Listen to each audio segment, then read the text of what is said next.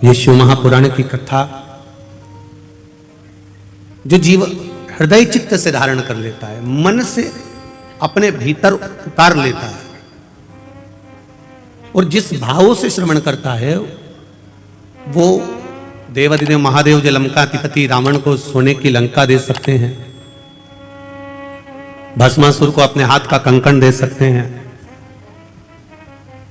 कुबेर को कुबेर पद प्रदान कर सकते हैं, इंद्र को अपनी सत्ता दे सकते हैं, भगवान नारायण को जो लक्ष्मी प्रदान कर सकते हैं, भगवान राम के लिए स्वयं समुद्र के किनारे रामेश्वर के रूप में विराजमान हो सकते हैं, जो भगवान कृष्ण के लिए नागेश्वर और सोमनाथ के रूप में विराजमान हो सकते हैं, जो संपूर्ण विश्व के कल्याण के लिए केदारेश्वर बनकर विराजमान हो सकते हैं, वो देवाधिदेव महादेव आपको भी कथा श्रवण करने वाले को भी खाली नहीं छोड़ सकते, वो भी कुछ न कुछ आनंद दे ही सकते हैं, क्योंकि ये शिव भक्ति ही कुछ ऐसी है।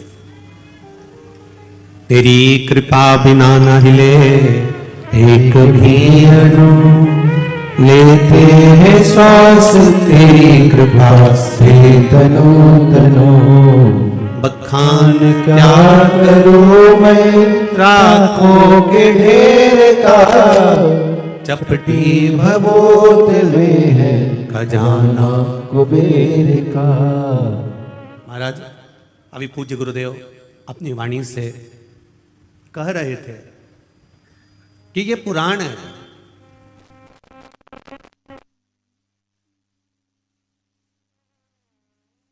और मतलब होता है पुराना लेखा जोखा, जो आज का नहीं है। आपको अपना पुराना अगर लेखा जोखा उठाना है, आपको अपना पुराना कुछ देखना है, तो तहसील में जाना पड़ेगा, और तहसील में जाकर आप अपना पुराना इतिहास, आपके दादाजी की कितनी प्रॉपर्टी थी, कहां पर तुम्हारा मकान था, क्या नंबर था, क्या खसरा नंबर था, ये पूरा रिकॉर्ड आप तहसील में जाकर देख सकते हो, तहसील में जाकर देखा जा सकता है। पर हमारे सनातन धर्म का अगर कहीं रिकॉर्ड देखना हो, हमारे सनातन धर्म की अगर आनंदता देखना हो, तो जैसे तहसील में पुराना रिकॉर्ड देखा जाता है, उसी तरह पुराणों में भी हमारा रिकॉर्ड देखा जाता है कि हम आनंद कहां छुपा हुआ, हमारा सुख कहां छुपा हुआ।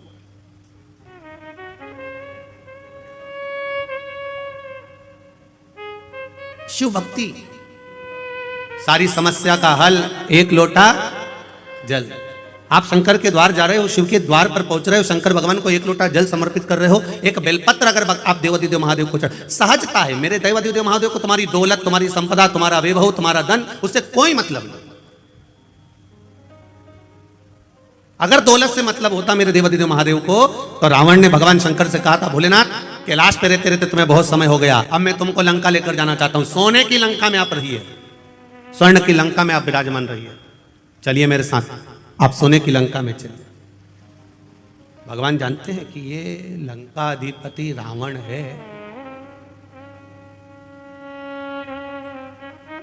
ये विद्वान जरूर है पर विद्यावान नहीं है।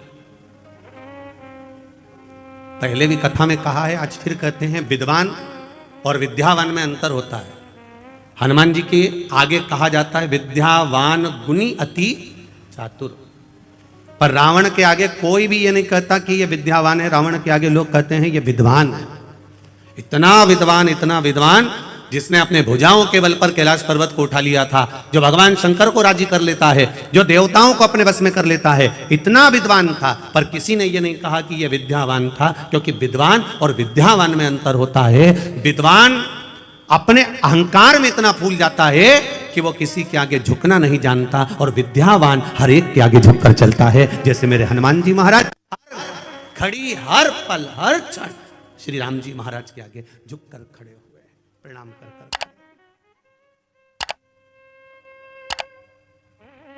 मेरे राम जी महाराज के आगे मेरे हनुमान जी महाराज हमेशा नम्र होकर झुककर खड़े। क्यों? क्योंकि विद्यावान गुणी अति चातुर। विद्या जिसके भीतर विद्या सही तरह से प्रवेश कर जाती है, जो ज्ञान पूर्ण तरह से आनंदित कर कर प्राप्त कर लेता है, वो झुकना सीख जाता है। और जो अधूरा अधूरा ज्ञान प्राप्त करता है ना, जिसको अधूरा ज्ञान प्राप्त होता है, वो अकड़ में जीता, अहंकार में जीता, अभिमत्ता में जीता। तो रावण विद्वान तो बन गया था पर विद्यावान नहीं बन पाया। उसका अभिमान उसके सामने बार बार अड़ जाता था। और भगवान शिव जानते हैं कि रावण मुझे लंका में लेकर जा रहा है, ये इसकी अहंकारिता है, ये इसका अभिमान है, क्योंकि मैं पहले आजमा चुका हूं। एक बार देवादिदेव महादेव आनंद के साथ कैलाश पर्वत पर विराजमान थे। भगवान शिव आनंद के साथ जब कैलाश पर्वत पर विराजमान थे, बड़े अलमस्त होकर बैठे हुए थे। मां जगत जननी जगदम्बा अंबा माता पार्वती उनके नजदीक में विराजमान बैठी हुई।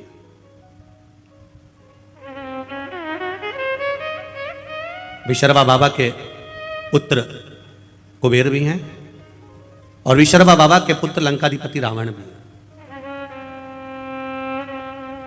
कुबेर के पास में पूरा लंका का राज्य था, पर कुबेर को रावण का जो व्यवहार था वो अच्छा नहीं लगता था। इसलिए कुबेर ने हाथ जोड़कर अपने पिताजी से कह दिया कि मुझे ये लंका का राज्य नहीं चाहिए, मैं ये छोड़कर जा रहा हूं, मैं अलग कोई अलकापुरी का निर्माण कर कर उसमें मैं विराजमान हो जाऊंगा। और कुबेर चले गए, आनंद के साथ रहने लगे। जब रावण की सत्ता लंका पर आ गई और लंका पर जब सत्ता आई, जब वैभव प्राप्त हो गया, तब रावण ने उपद्रव मचाना प्रारंभ कर दिया, क्योंकि अभिमान इतना समाया हुआ था, अहंकार इतना समाया हुआ। एक बात अपने जीवन में उतार कर रखिएगा, इंजीनियर बन जाओ, डॉक्टर बन जाओ, सीए बन जाओ, कलेक्टर बन जाओ, चाहे तुम किसी पद पर विराजमान हो जाओ, पर शिव महापुराण की कथा कहती है कि आपको पद जिस परमात्मा की कृपा से मिला है, जो यश उस परमात्मा की कृपा से मिला है, वो परमात्मा की कृपा से प्राप्त हुआ है। इसलिए पद और प्रतिष्ठा पाकर आप अहंकार में मत डूब जाना, क्योंकि अहंकार में 3 गए, धन वैभव और वंश। ना मानो तो देख लो रावण, कौरव और कंस, ये तीनों अहंकार में चले जाते हैं, ये तीनों अभिमत्ता में चले रहे। आप इंजीनियर बनिए, मना नहीं, आप कलेक्टर बनिए, मना नहीं, आप एसपी बनिए, मना नहीं, आप डॉक्टर बनिए, मना नहीं है, पर कहीं इतना अभिमान, इतना अहम, इतनी अहंकारिता हमारे भीतर प्रकट ना हो जाए कि जिसके बल पर हम पुनः फिर नीचे आ जाए। वो अभिमत्ता हमारे भीतर नहीं आना चाहिए।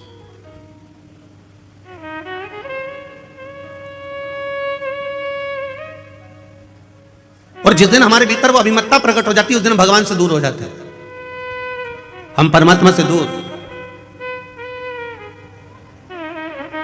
जब अभिमत्ता चली जाती है, फिर हम परमात्मा के करीब में आ जाते हैं, वापिस पुनः भगवान के पास। शिव कथा कर रही है, लंकाधिपति रावण को मालूम पड़ा, कुबेर जी को मालूम पड़ा कि लंकाधिपति रावण ने उपद्रव मचाया है, और ऐसा उपद्रव मचाया है कि पूरी तरफ हाहाकार मच गया। संतों को कष्ट देना, ब्राह्मणों को कष्ट देना, साधुओं को कष्ट देना, सन्यासियों को कष्ट देना, तपस्वियों को कष्ट देना, ये रावण ने देवताओं को कष्ट देना प्रारंभ कर दिया। तब कुबेर को मालूम पड़ा, तो कुबेर ये विचार करे मैं अपने भाई को समझाऊं तो मैं ना जाऊं, किसी दूसरे को भेज दिया। करना चाहिए। परिवार यदि टूट रहा है, राष्ट्र यदि बिखर रहा है, अभी परम पूज्य गुरुदेव ने कहा कि राष्ट्र को आपको और हमको संभालना पड़ेगा। ये पूज्य गुरुदेव अभी कहे, कोई दूसरा नहीं संभालेगा, आपको स्वयं संभालना है, आपको स्वयं निभाना।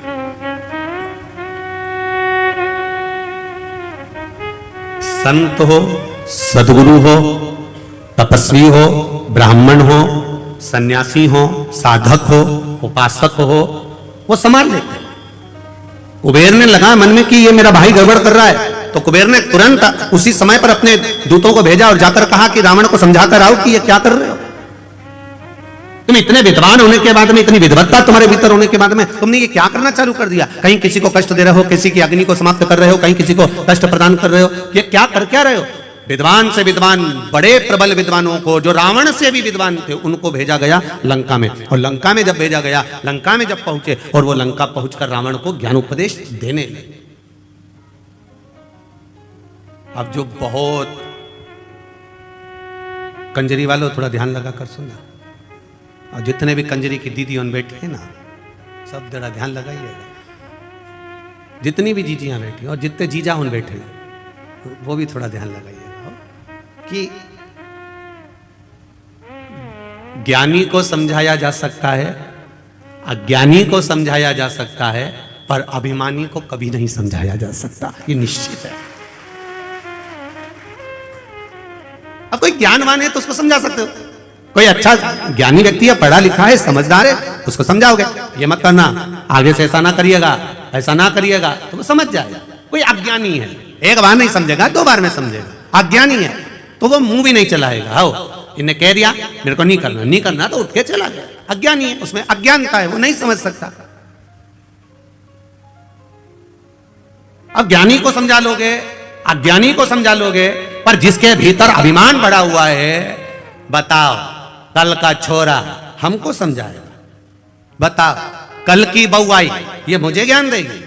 कई कई सास उनके देती है कल की आई है और मुझे बदलना चाहती है, कल की आई, मतलब इसके भीतर ये अभिमान भरा हुआ है, अहंकार भरा हुआ है, और ये अभिमान जब तक भरा हुआ है तब तक ये सुधर नहीं सकता। इसलिए ज्ञानी को समझाया जा सकता है, अज्ञानी को समझाया जा सकता है, पर जिसके भीतर अभिमान भरा है उसको समझा सकोगे क्या? बोलो तो जम के जरा, समझा पाओगे? नहीं समझा सकते, आप कितना ही प्रयास करें समझा नहीं समझ। सास कह रही है गुड़ को गर्म कर उसमें तिल्ली भूंज के डाल दे, लड्डू बन जाएगा, पर बहू नहीं, मैं तो गुड़ को फोड़ूंगी, उसमें कच्ची तिल्ली बिना सीखी डाल दूंगी और ऐसे ऐसे गोल गोल करके लड्डू बना दूंगी, हो गई संक्रांति, लड्डू तैयार। अब सास कह रही है कि थोड़ा सेक ले, थोड़ा गुड़ को गर्म कर ले और तिल्ली को सेक कर लड्डू बनाएगी तो अच्छा बनेगा। अब उसको तो भीतर इतना अभिमान भरा था, मैं तो सीख के आई हूं, मुझे तो सब मालूम है, और बैठी 4 घंटे तक वो रेसिपी बुक लेके, और रेसिपी बुक में जैसा जैसा लिखा था, और ऐसा जरूरी नहीं है कि कभी कभी रेसिपी बुक भी गड़बड़ कर जाती है। एक नई नवेली बहू आई और सास ने उसको कह दिया बेटा मेरा मन कर रहा है, मेरा मन कर रहा है, तो एक काम कर थोड़ी सी आइसक्रीम बना ले, मेरा मन कर रहा। बहू ने कहा मम्मी तुम भी क्या आइसक्रीम खाना? अब भी बनाती हूँ। उसने तुरंत अटैची में से रेसिपी बुक निकाली, 2 किलो दूध धीमी आंच पे रखो, गैस चालू करो, फिर धीरे धीरे उसको हिलाओ, अब वो हिलाते हिलाते उसमें बेकिंग पाउडर डालो, और क्या क्या डलता है तुम्हें मालूम होगा, इलायची का पाउडर डालो, फिर धीरे धीरे उसका पूरा रेसिपी बुक तैयार करिए। अब बुक वो तैयार करा, और तैयार करने के बाद में फिर उसने पढ़ा 1 घंटा फ्रिज में रखो। अब ये गई और करी आई जो जो जैसा जैसा लिखा था। 2 घंटे के बाद सास ने फ्रिज खोला, और फ्रिज खोला तो बहू को आवाज लगाया, बेटा ओ बेटा, बहू हाँ मां इधर आ, ये मंदिर का घंटा फ्रिज के अंदर किसने रखा? बहू तुरंत पल्लू लेके बोली मां मैंने रखा है। क्यों? बुक में लिखा था 1 घंटा फ्रिज में रखो, इसमें लिखा 1 घंटा फ्रिज। सास ने बुक को लिया और माथा से ठोका, अरे ओ पगली, वो बुक में लिखा था जो तूने घोल बनाया था उसको 1 घंटा फ्रिज में रखना था, तू मंदिर का घंटा लाके फ्रिज में रख दिया। अब बताओ वो आइसक्रीम तैयार हो, वो आइसक्रीम तो ज्ञानी को समझा सकते हो, बोलो बोलो आगे बोलो, अज्ञानी को समझा सकते हो, पर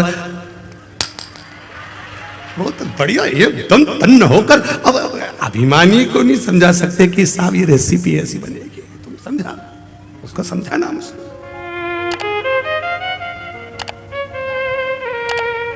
बहुत कठिन है समझाना, समझा लो।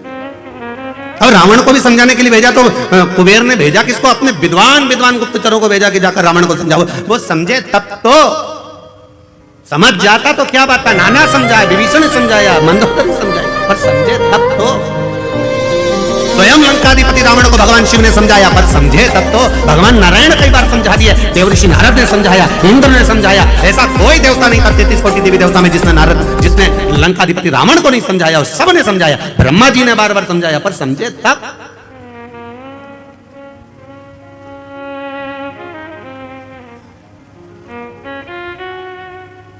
समझ में तो आए इसको। अब कुबेर जी ने भेज दिए अपने साथियों को और सारे गुप्तचरों को बोला, और बोलकर कहा, जाकर मेरे भाई को समझाना, ज्ञान लेना, समझाना, मेरे को मालूम है वो रावण समझ जाएगा। जिसमें से एक बहुत विद्वान गुप्तचर था, उस गुप्तचर ने तुरंत कुबेर जी को कह दिया, आप कह रहे हो आपका भाई है, समझ जाएगा, मैं जानता हूं समझ जाएगा। तो उसमें से एक गुप्तचर बोला, हम भी आपके घर का अन्न खाए हैं, हमें मालूम है वो नहीं समझ पाएगा। कुबेर जी ने कहा, ऐसा नहीं हो सकता, तुम जाओ, समझाओ, उसको ज्ञान दो। ठीक है, चले जाते। बहुत मिलेंगे आपको भी। अभी कंजरी में तुम कथा चालू हुई, आज तो पहला दिन है। कई लोग कहेंगे क्या होता है शिव महापुराण की कथा सुनने से, क्या होता है शिव पुराण में जाने से। बहुत ज्ञान देंगे। क्या होता है शंकर जी को एक लोटा जल चढ़ाने से, क्या होता है बेलपत्री चढ़ाने से, क्या होता है राम नाम बोलने से, क्या होता है कृष्ण नाम बोलने से, क्या होता है शिव नाम बोलने से, क्या होता है श्री शिवाय नमस्तुभ्यम बोलने से, क्या होता है नमः शिवाय बोलने से, क्या होता है ओम नमः शिवाय बोलने से। कहीं कहीं बोलेंगे, कहे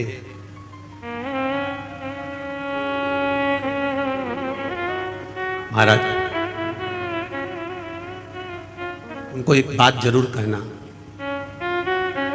भगवान की कथा सुनते सुनते, भगवान का भाव श्रवण करते करते, जिस समय कथा सुनते सुनते आपके रोम, आपके शरीर के ये रोम, ये बाल खड़े हो जाएं, समझ लेना कि शिव आपके भीतर समाना प्रारंभ हो गया। अगर कथा सुनते सुनते आपके रोम उमंग से भर जाएं, कथा सुनते सुनते आपके ये बाल, आपके ये रोम खड़े हो जाएं, तो समझ लेना कि तुम्हारी दुख की घड़ी में शिव खड़ा होना प्रारंभ हो गया। ये कथा तत्व है, ये रस तत्व है, ये कोई सहजता नहीं। भक्ति का बल बढ़े, भक्ति का आनंद बढ़े, भाव बढ़े, तो परमात्मा हमारे साथ खड़ा हुआ है। मैंने तेरे ही भरोसे ओ बाबा, तेरे ही भरोसे हवा बिच उड़ती जावांगी, बाबा डोर है तो छठेला में लटी जावांगी। भोले मैं तेरी बदन, शंभो मैं तेरी पतन, हवा बिच उड़ती जावांगी, बाबा डोर तो छठेला में कटी जावांगी। समझाया उसको जाए जिसके भीतर अभिमान ना। ज्ञानी होगा समझ जाएगा, ज्ञानी होगा आज नहीं समझा कल समझ जाएगा, पर अभिमानी होगा, इसको कितना भी समझाया जाए ये कभी नहीं समझ सकता। कंजरी वालों पर कितनी कृपा राघव जी की हुई है, कितनी कृपा राम जी की हुई है। माघ महीना, गुप्त नवरात्रे, और मां जगत जननी पावागढ़ वाली की कृपा की टेकरी के नीचे ये शिव महापुराण की कथा। विचार करिए जरा। और आने वाले भक्तों को कितनी कृपा मां जगत जननी पावागढ़ वाली मां भद्रकाली ने कृपा करी होगी। जरा विचार करना कि उसने कंजरी में कथा भी रखी। आदरणीय गुरु महाराज, हमको नहीं मालूम था कि ये गुप्त नवरात्र में कथा, ये तो मां की कृपा थी और स्मरण में आया कि गुप्त नवरात्र में शिव महापुराण की कथा, वो भी पावागढ़ वाली माता के इस चरणारविंद में हो रही। कितना दुगना तिगना लाभ, संतों का दर्शन हो रहा है, राम जी का आनंद प्रसाद, महाप्रसाद भी रखा। जो आए हुए भक्त हैं, जो रुकने वाले भक्त हैं, उनके लिए जो महाप्रसाद की व्यवस्था रखी। हमने पूज्य गुरुदेव जी से पूछा, संत जी से पूछा कि यहाँ पंडाल के आसपास भोजन भंडारा कहाँ रखा आपने? तो महाराज जी बोले, गुरु जी वो भोजन भंडारा तो राम जी के चरणों में रखा है, राम जी के चरण। मतलब भोजन बनाने वाला भी हलवाई नहीं है, भोजन बनाने वाला भी कोई दूसरा नहीं है। सीता जी रसोई बना रही है, राम जी खुद खड़े होकर बनवा रहे हैं। जरा विचार करिए, कथा कितनी, अभी तक के समय में जितनी कथा हुई है उस कथा में ये कुछ हटकर ही है। जहां गुप्त नवरात्रे में मां पावागढ़ वाली के चरणों में, भद्रकाली माता के चरणों में और राम जी स्वयं रसोड़ा चलाए और ये कथा हो जाए, इससे बढ़कर सुख और क्या चाहिए। और ये कथा करवाने वाला भी कोई दूसरा नहीं, गर्भ में बच्चा था जो दीदी हैं, और गर्भित बालक को और उनकी माता को दोनों को कोरोना का क्रम, और डॉक्टर कह रहे हैं कि बड़ा मुश्किल है, परंतु इनके इंडिया से, भारत से जो उनके रिश्तेदार थे उसने कह दिया तू एक काम कर, विदेश में भी श्री शिवाय नमस्तुभ्यं बोल, शिव की कथा सुन, हो सकता है बच जाए। और बाबा की कृपा से वो बालक बाबा की करुणा से आनंद पाया। और साथ में एक बहन और जिसके पति को भी तकलीफ हो गई और बाबा ने उसको साथ लिया, दोनों बहनों ने मिलकर बड़े आनंद के साथ ये शिव महापुराण की कथा करे थे। बड़ा आनंद है, ये कोई साधारण नहीं है। समझाओ, मेरा आपसे भी निवेदन है, जो बहू तुमसे समझ जाए उसको समझा लो, जिसको समझा सकते हो उसे समझाओ। जो अभिमान में फूल गया उसको समझाने की जरूरत नहीं है, क्योंकि तुम उसे समझा सकते ही नहीं हो, चाहे कितना ही प्रयास करो, कितना प्रयास करोगे, हो ही नहीं सकता।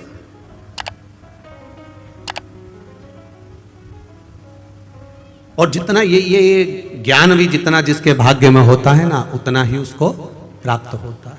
जितना जिसके भाग्य में होता है उतना ही उसको।